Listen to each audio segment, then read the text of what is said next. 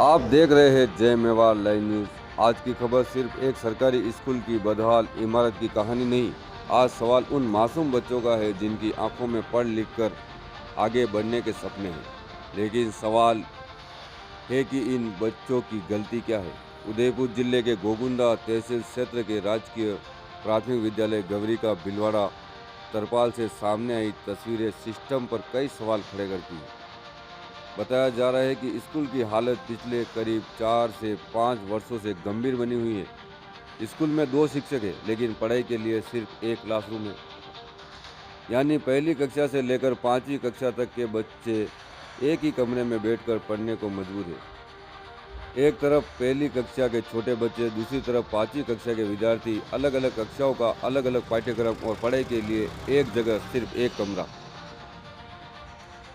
क्या यही है गांव के बच्चों के लिए बेहतर शिक्षा का सपना? और परेशानी सिर्फ कमरों की नहीं, जिस हॉल में बच्चों की पढ़ाई होनी चाहिए, बताया जा रहा है कि उसी जगह खाना बनाने का काम भी होता है।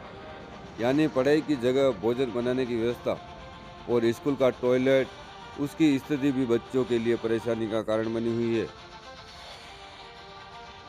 जिस उम्र में बच्चों के हाथों में किताबें होनी चाहिए थी, जिस उम्र में उन्हें अच्छे स्कूल, साफ वातावरण और बेहतर सुविधाएं मिलनी चाहिए थी, उस उम्र में ये बच्चे एक कमरे में 5 कक्षाओं की पढ़ाई करने को मजबूर क्यों है?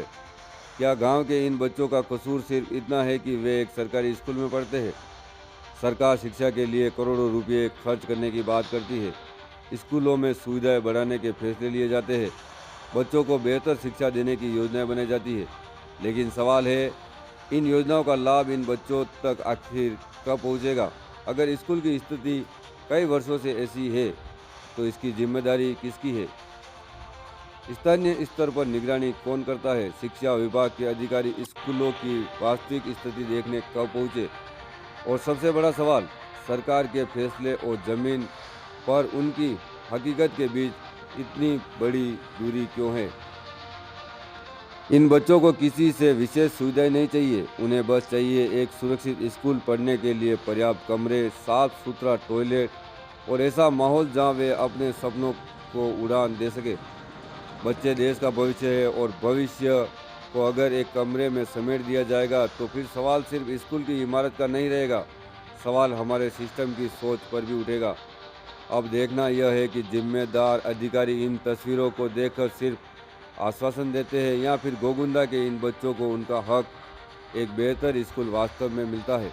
जय मेवाड़ लाइव न्यूज़ की टीम इस मामले पर जिम्मेदार विभाग का पक्ष भी सामने लाने का प्रयास करेगी।